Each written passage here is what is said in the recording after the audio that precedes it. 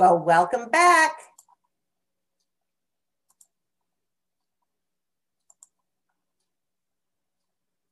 So right now we have the wonderful opportunity to hear from our friends over at the Boys and Girls Club.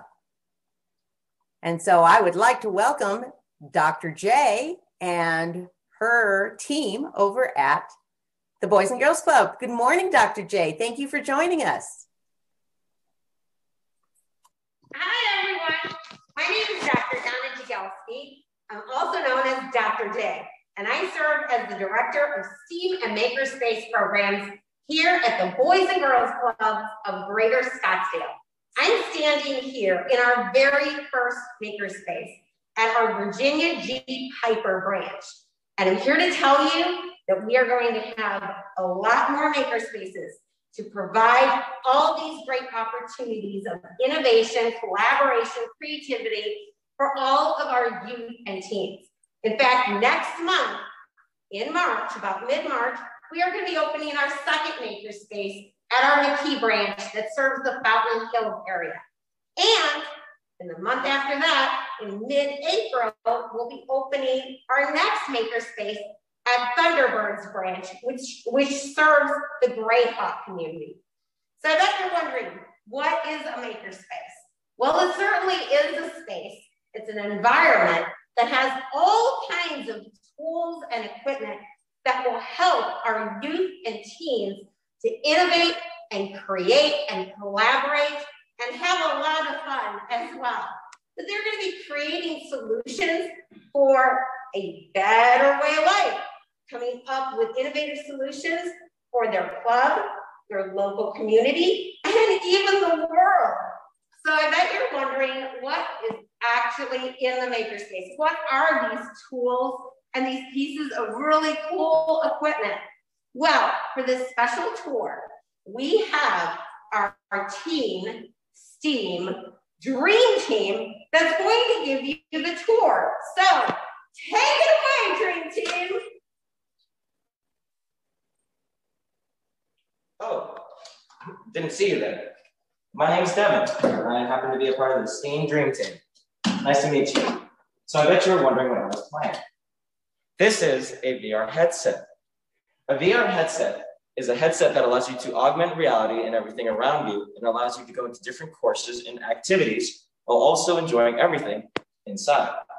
The uses for it, actually, would be for healthcare, meditation, tourism in case if you wanted to go anywhere, military training for combat, courtrooms in order to go across seas, museums in order to be there when you actually can't be there, live events so then you never miss anything, movies so then you can be right there, and education. Professions that use this could also be game design, health training, real estate, architecture, and learning development. All of these things could all be used in VR, and you don't even have to move your seat. It could all happen right there in front of you. Now, in this, there are many opportunities that could lead to this, which is real estate. I would say also business in terms of showing a new building, of course, like the Frank Lloyd Wright spy room. That could have been used for this, so that you could see it in real time and see how it actually works. But enough about that. Let's head over to the green screen. Now, the green screen is a very wonderful thing.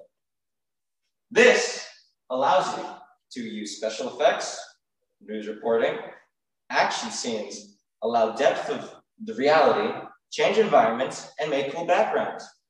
With this, have been many used for news reporting, movies, theater, you name it. The possibilities are endless with this green screen. But that's enough about me, and that's enough about this. So let's head on to our new favorite guest. Hey guys, I'm Mikey. Here at the Makerspace studio, we have a lot of cool machines we use. For example, the Cricut. If you ever want to cut anything out of any material, this is your go-to. It's easy to cut out, use any material, and that's pretty much it. Now this is the Mars farm. You can make healthy foods out of it, and it's eco-friendly, and it's just, if you have time to grow whatever you want, this is super fun to use. And these are your 3D printers. This has two little things that like to make more and supports like this. And then this is the basic 3D printer, builds pieces like this octopus right here. So that's pretty cool. It's easy. You can make anything out of this. Possibilities are endless. Now this is a giant laser. It's called the Glowforge.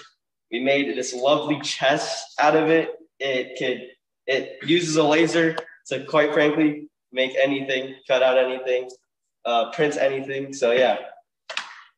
Now we will move over to our lovely friend Eli. My name is Elijah and I go to the Boys and Girls Club. So my personal favorite part of the Makerspace is all the robotics and the drones and all the things you can learn to program. So over here, we got a bunch of things like drones, Edison robots, all sorts of fun things to do. So over here is we got the Edison robot. These things are little robots that have pre-programmed things.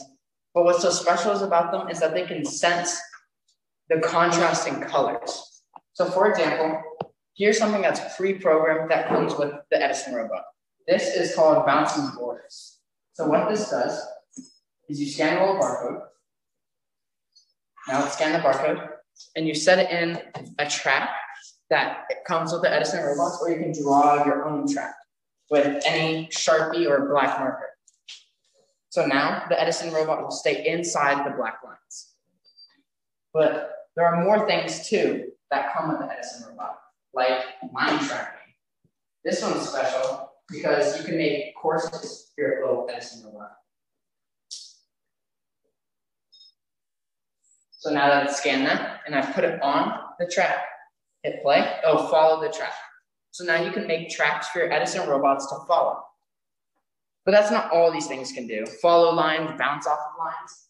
You can also program these things using Scratch or Python, which is super cool. So possibilities are endless. You can program these things to follow a track that you program it to. You can make it deliver a package from one side of the building to another. It's crazy what you can do. Also over here, we got the drones.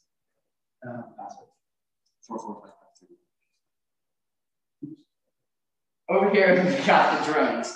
These things are super cool because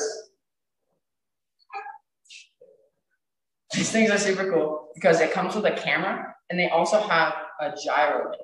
So they're able to self-stabilize. So if I were to take it off and take off my hands off the controller, it would just sit there and hover. What's super cool about these things is because they have also little sensors on the bottom so that if you were to get near something and you're afraid to hit it, it would just fly straight back up. We use these things for all sorts of projects. One of our projects was we had to deliver a package. In this case, someone put rocks in a box, and they made this box using the Glowforge over there. So we had to deliver a package without any human interaction. So this person made a box that was carried by the drone. So the drone would take off, deliver the package, the person would take the thing out of the package, and the drone would fly back. This one was successful. There's some unsuccessful ones. But there's a lot of things that are going now on with robotics in general. So did you know that there are a lot of surgeries that can be done with robots? They're called minimally invasive surgeries. So if you ever broke an arm, you can trust a robot to put a cast on you or fix any problems with your arm.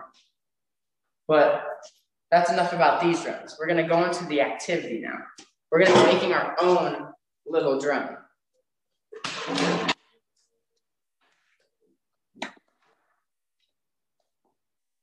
So for this activity, you are going to need 2 popsicle sticks, a pen cap with a hole in the top, which you may need a drill if you need to, but you want some parent supervision to do that. You're going to need 2 paper clips, one, and you type, and then another one that you're gonna put through your propeller, like this. So now that you have your propeller and your pen cap, the first step is you're gonna take your propeller with the with the paper clip through it, and stick it straight through the pen cap. Now this is going to act as your propeller. This is what's going to give the drone lift. So everything that flies needs to have an equal and opposite reaction. So this is going to push air down, pushing the helicopter up. Well, on that note, I just so happen to have a good joke for this. Now, Mikey, did you hear about the new restaurant on the moon? No, sir. I heard the food is good, but there wasn't much of an atmosphere.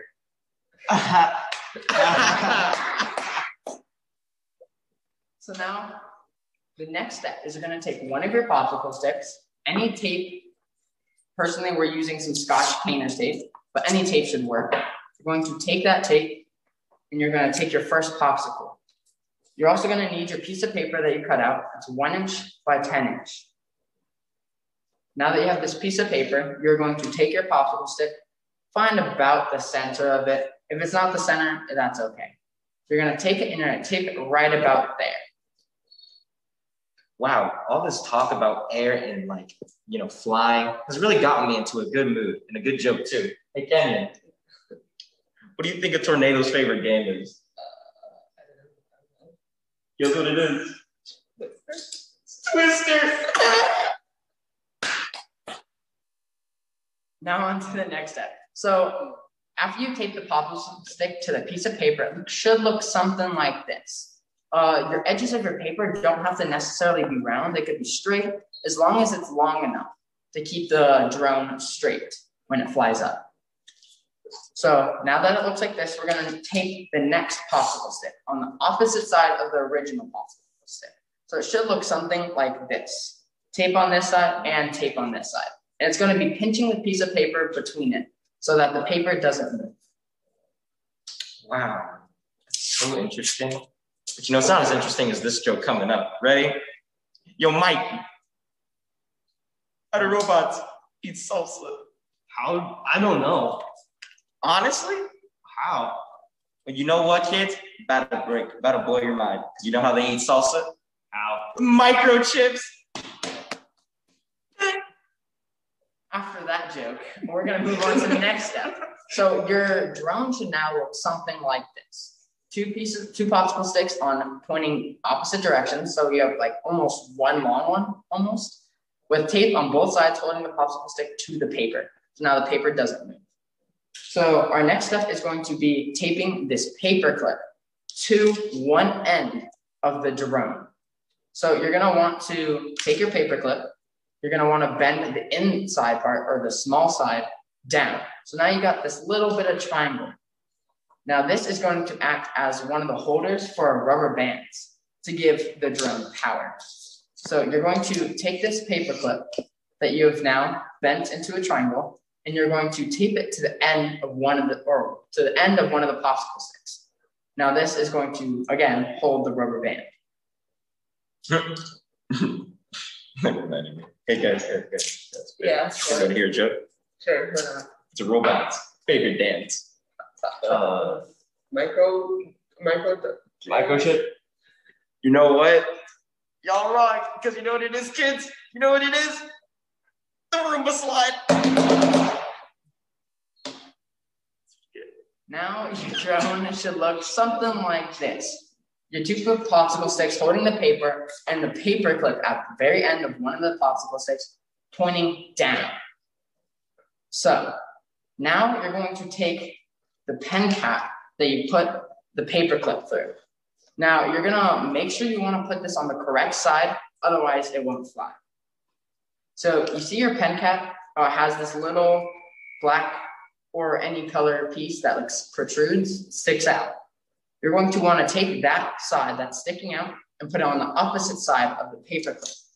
So now the pen cap piece is on top and the paper clip piece is on the bottom, like that. So now we're gonna tape that. Hey Devin, you want to hear another joke? That's really funny. What are the science books say in math book?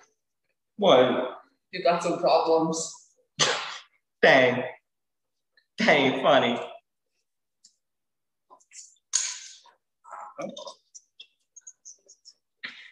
Okay.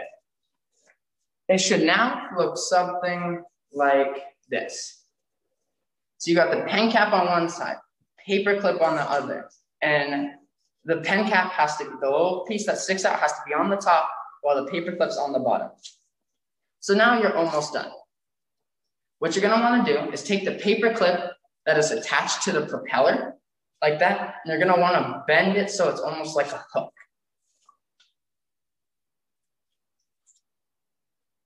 Like that. So now that's a hook. We can go into our next step, and this is gonna be the power of the thing. So this is gonna be what gives it flight. This is gonna make it a drone essentially. So you're gonna take your rubber band, you can use one or two. I recommend using 2 rubber bands.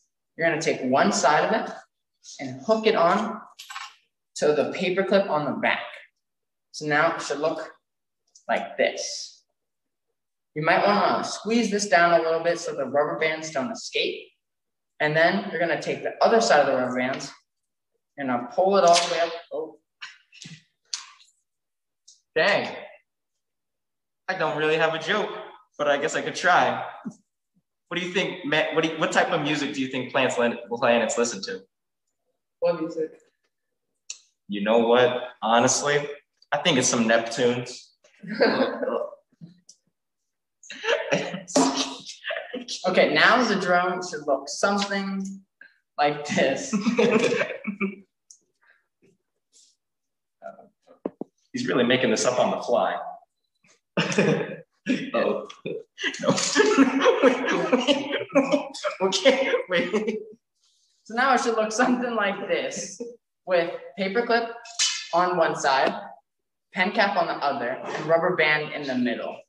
Now you're gonna wanna take the paperclip that you had as a hook, you're gonna wanna squeeze it around the rubber band so that it's more secure. Now that you have that, you can twist it up and fly it away. Okay, well, this leaves me to my last joke. All right, you kids ready for it? You ready for it? I see you, I know which kid you are, probably Reginald. What kind of tree can fit in your hand? What type of tree? I'm gonna take a minute, let's think about what they think. Well, whatever you thought, it was probably a really good answer, but it's actually a palm tree. Yeah. No! Sorry, 1 second. The rubber band is too strong. He's so strong. Maybe just one. Well, I think another friend has a joke for you. Oh, okay. I just sent an invitation. All right, I'll start. How do you get trees on the internet? How do you Birch Express. They log in.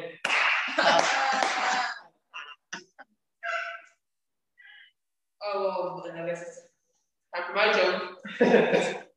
Why is the bees hair so sticky? Yo, why? Because they only sell honeycomb. Yo, that's so cool. Okay. Yeah. Now that you can twist it up, you gotta make sure you twist it up the right way.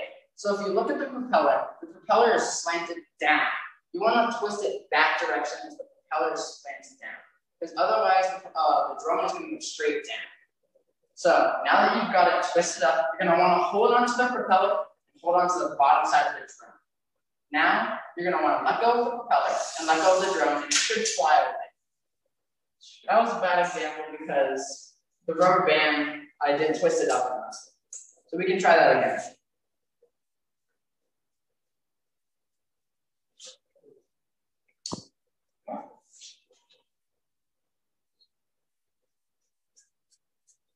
You gotta make sure you twist it up enough, or else the drone won't get enough power to fly it. But once you get the thing around about, twist it up like so, twist up on itself about twice, you should be good. Oh, and just let it go. I guess you could say he really is really wound up in problems. So now, let go of the propeller and let go.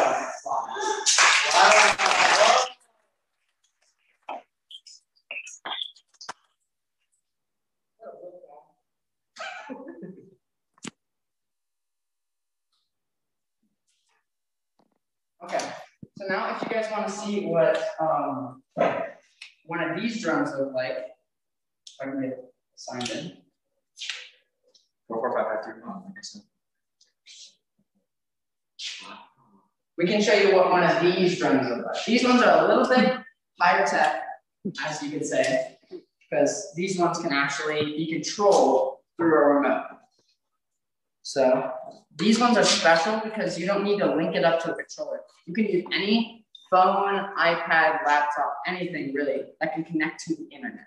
So you turn on the drone and you can connect to the drone via internet. So this is sending a wireless signal to the iPad. So now the iPad is connected to the drone. As you can see, there is a live feed on the drone. So now whatever the drone sees, you see.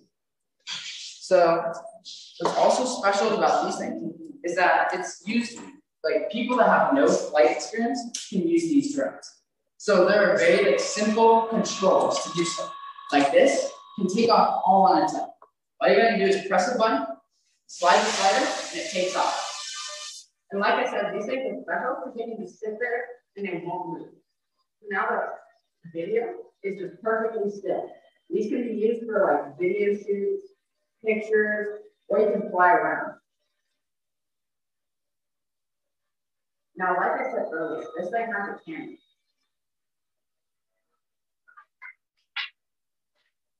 This thing has a camera. So we took a video about last week, and this is how it works. We're just flying around, taking a video of this room in general. And as you can see, the drone is staying fairly stable. It can move forward, back, left, right, up, down, but this drone has a gyro. So the drone stays at one level without going up or down too much. So drones are like the future. These things are being used all around the world. They're used to help firefight. They're helped for search and rescue missions. They're helped to many things.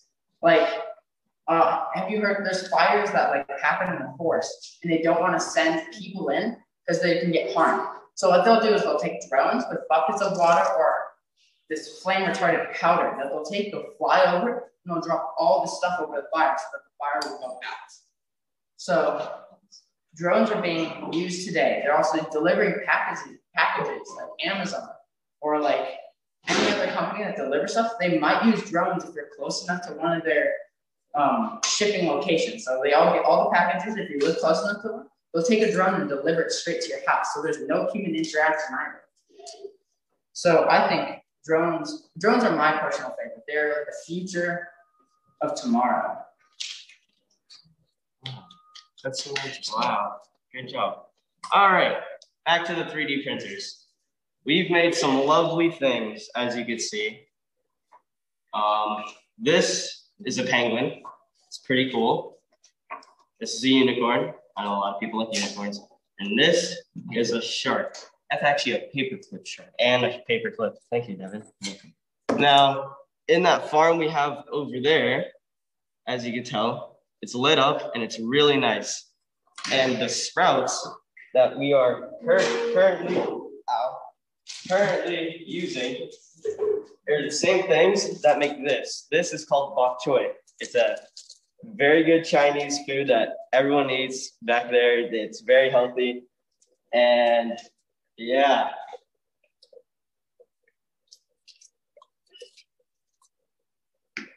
So how this Mars farm actually works is this little bucket will go inside of this little casing. And this casing is special because there's a Raspberry Pi, which is a mini computer. So now this mini computer has a bunch of sensors like CO2 sensor, humidity. It detects all of that stuff so that you can get a live feed on a document to see how well your farm's doing. So you don't need to do much. And inside of here, I don't know if you can hear, it's pumping oxygen into the water so that the water can reach up to the plants. So that you don't have to water your plants. Your plants just grow on their own.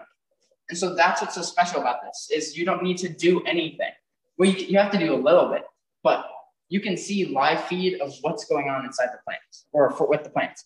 So here you can see the humidity in the last 24 hours. on the 2021, on the February, on the 13th of February, you can see that the humidity had spiked and went up to 34%. That's all because of this Raspberry Pi was able to see what was going on. So you could have looked at this chart all the way in California, and you could see how your farm's doing. So that's what's so great about this Mars farm. Oh, and Eli, what would you grow in the Mars farm here on Earth, and what would it be if you were on Mars? I mean, I think it would also work on Mars as long as you have oxygen. But if you saw the Martian, you would see that he also grew potatoes because, I mean, potatoes are always really good. Honestly, you can do a lot with them. You're right. That is honestly a good truth. I think I should go buy myself one then. I mean, a lot of these parts are 3D printed, and it's just PVC piping with a special filament to block in or out light, depending on your needs.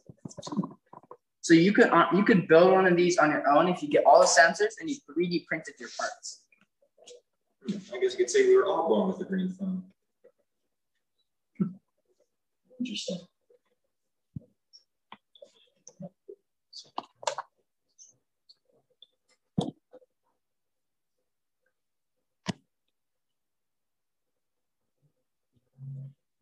Hi, everyone. I'm going to be showing a little bit, a couple of more details about our Cricut. So right here, what I have for our Cricut is actually like a vinyl adhesive paper. And you can see that we just cut out some really neat shapes. This is just something super easy that you can do off of any device. It's web-based.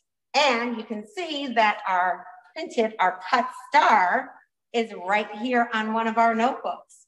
So as you may have already heard, this cutter is actually a cutter using a blade. So you do have to be careful with that. And it's a little bit different than our Glowforge, which uses a laser to actually cut and engrave. And you can see that there is a lot greater detail using the Glowforge.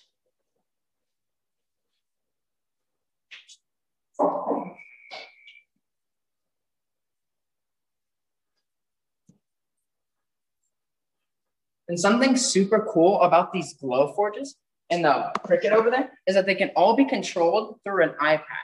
You can get an app and you put in basically shapes or drawing or anything that's pre-made on the app, and you just throw it into the system, and it tells the Glowforge to make whatever that is.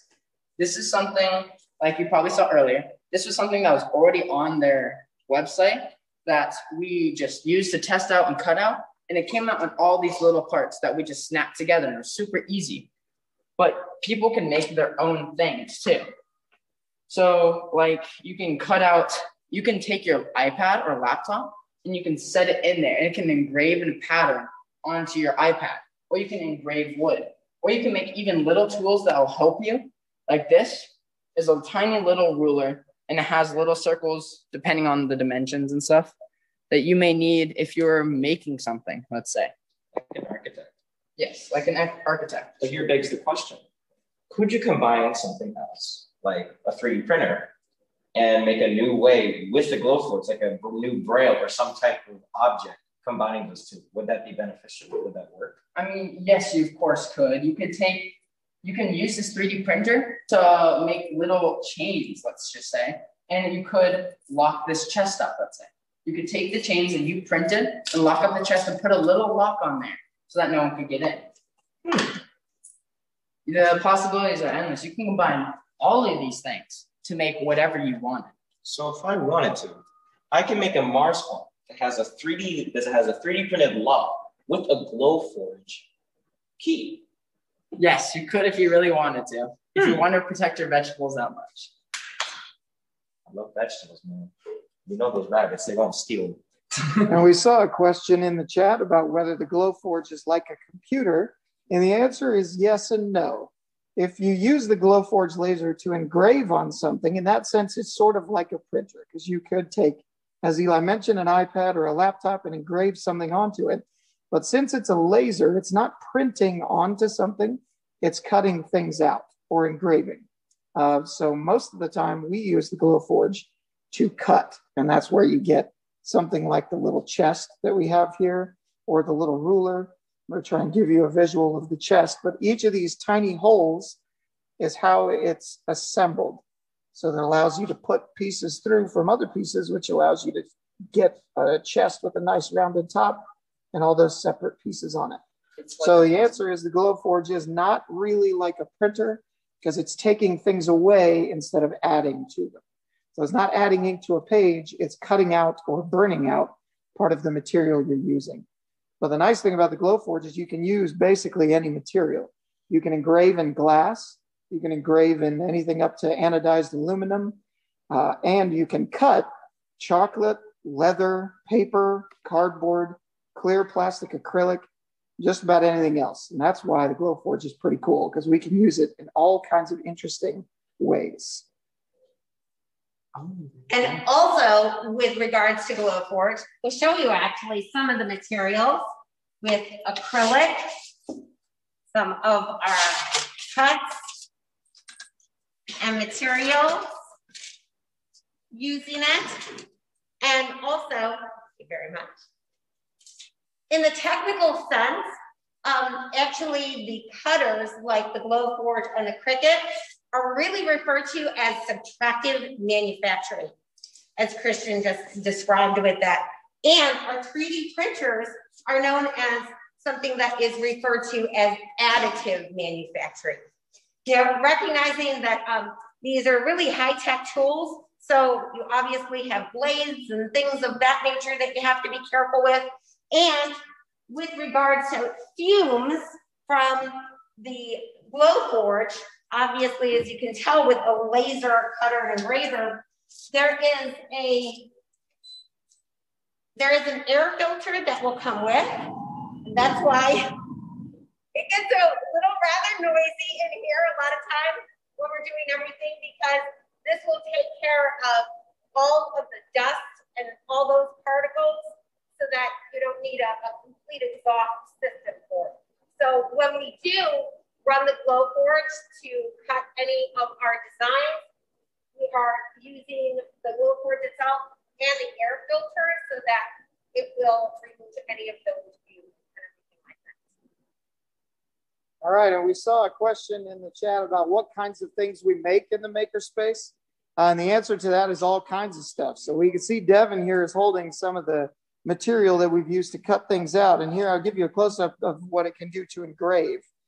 So the cool thing about the Glowforge is that it can automatically adjust the intensity of the laser it's using based on the material that it senses on the pad. If you're using a certain type of material, you can also tell the computer this is cardboard, and it can go dial the strength all the way down to be able to just sort of etch onto the surface of what you're using, or all the way up, as you can see here, to cut into what this is, which is medium draft board.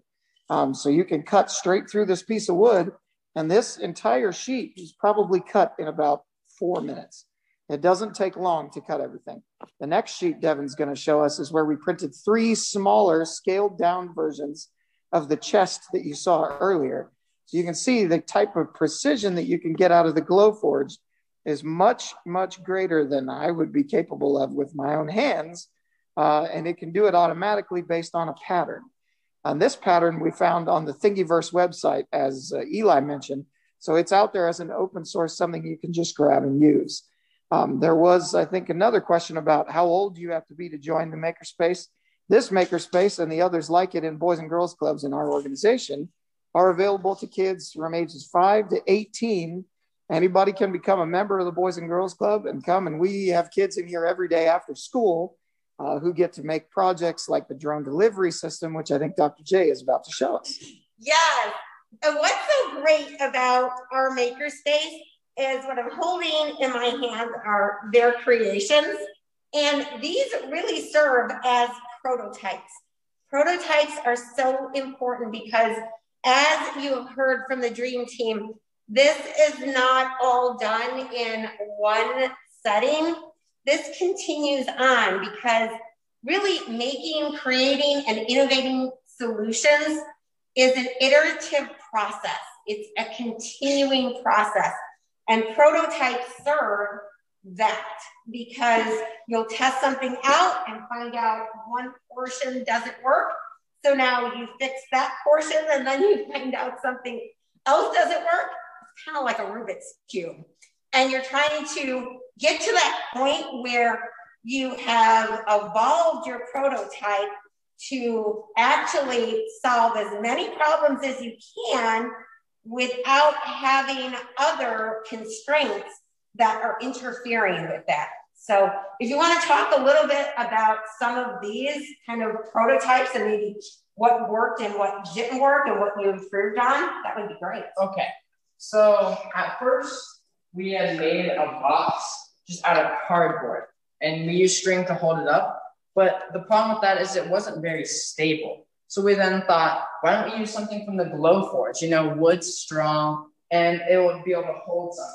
So then we came to this. Now this worked pretty well, but you also had to make it so that the drone could pick it up, drop it off somewhere, and leave it. So we couldn't necessarily tape it to the drone because now the package is stuck with the drone. So then we had come up with another box design. So now this box design has rubber bands taped around it with a little paper clip. So what the drone would do is come in, fly up, and then hook this box. And then when it got to the destination that it wanted to, say like I wanted to deliver something to Mike, I would drop the box off, the drone would unhook, and then fly away. So now Mikey got his little box that he can unwrap, and he can get whatever was inside of the box that he had ordered. Like that. So now that was one of the solutions. There's many other people that also had made their own solutions to this drone, but that is one of the solutions this is the solution that I came up with to deliver a package without any human interaction. So now we were able to deliver everything with just an iPad. So I could deliver something from this side of the building all the way to the other side of the building without having to touch anything, besides the iPad, of course. But we saw another quick question about whether it was somebody's job to make all these things. All the stuff that you're seeing is the result of either projects that the staff have planned, that kids at the Boys and Girls Club, or teens like you can see here with our lovely teen STEAM Dream Team and Dr. J in the background there. Projects that the staff have planned that these guys have completed or tried out, or they may be the results of something that the members of the club want to try, and then we use the Makerspace to try and do whatever it is they want to do. So for example, our chest that we have over here is actually the result of our Dungeons and Dragons club, who wanted to be able to use an actual treasure chest as a part of the game. And so our staff who runs that club had an idea to print out a dice tower and a couple of treasure chests and some other things in order to augment some of the other stuff that we're doing. So I guess the answer for you there, Allison, is yes, it is our job to create opportunities for kids to make awesome stuff. But no, it's not our job to make this stuff. We want these guys to make this stuff. And if you really wanted to, you'd be able to come in here, like let's say after school with the permission of the staff, and make something that you wanted to make. So say you had like something in your head, like some crazy like project that you want to do on your own, you could do that. You could come in here, you can 3D model something and put it onto this 3D printer to make. Like some kid wanted to make a unicorn. So they went onto a 3D sculpture app and made this unicorn, and they were able to print it out. Also kind of like with this penguin and octopus. Kids were able to make their own. Or if you found something online that you thought was super cool, kind of like this. This is something that was found online. It's just kind of 2 little bolts. You can print this out if you really wanted to. You're not limited to what, like the staff and challenges that they give you. You can make things that you want to make. And that's what's so special about this Makerspace.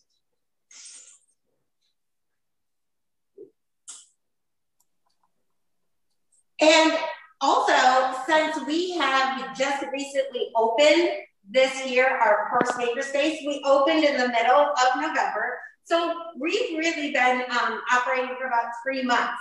So this is all still new to so many of our youth and teens. And obviously, as you've gotten to see in this stream, they have been doing amazing projects and everything so far. But we would like to take this opportunity to kind of go around and ask them, what are you really looking forward to in the next couple months and the next couple of years as we grow this makerspace and all of our other makerspaces for you to have an opportunity to communicate and collaborate with one another. So go ahead. Well, personally, my favorite things are like the drones and the 3D printers. So I personally I have some like projects in mind that like I might use like both things, you know, make some cool videos maybe with the drones and make some cool like gadgets with the 3D printer as well with the Glowforge to cut out pieces and maybe make something like cool. But those are my personal favorite things and I have plans for those two things. My plans is just to use the 3D printer a lot because it's so much fun and make cool things with my friends here at the Boys and Girls Club because who doesn't want to do that? Personally, I'm looking forward because my favorite thing is obviously like the VR because it's really fun.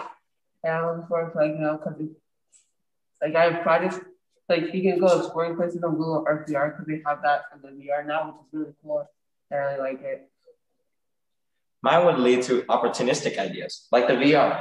That would allow me to learn and study further into biology, which would allow me to maybe even study into actually getting a doctorate or a degree or a master's degree.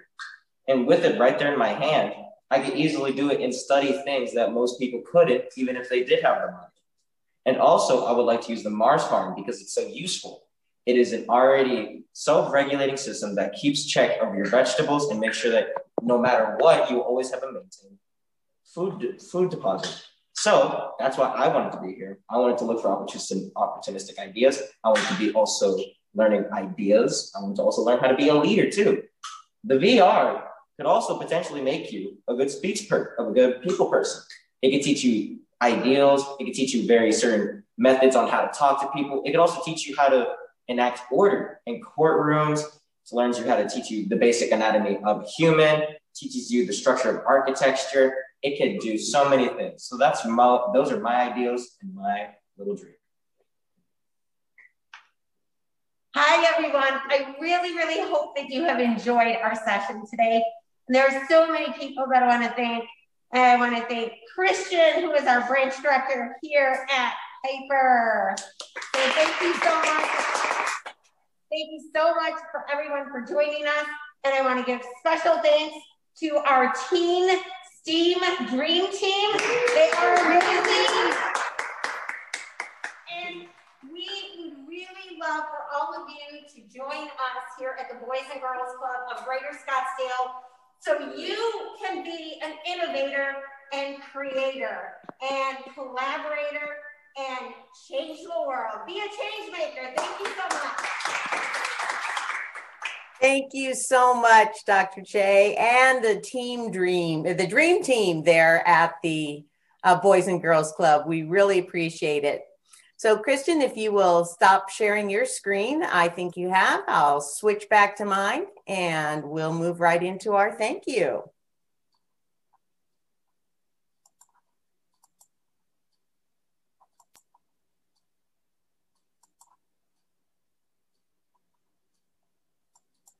Learning about STEM is fun. Be sure to check back for more Connect2STEM TV. There's lots more to do. Don't forget you need to register here. Special thanks to our sponsors Banner Health, APS for their great support. And be sure to follow Connect2STEM on Facebook.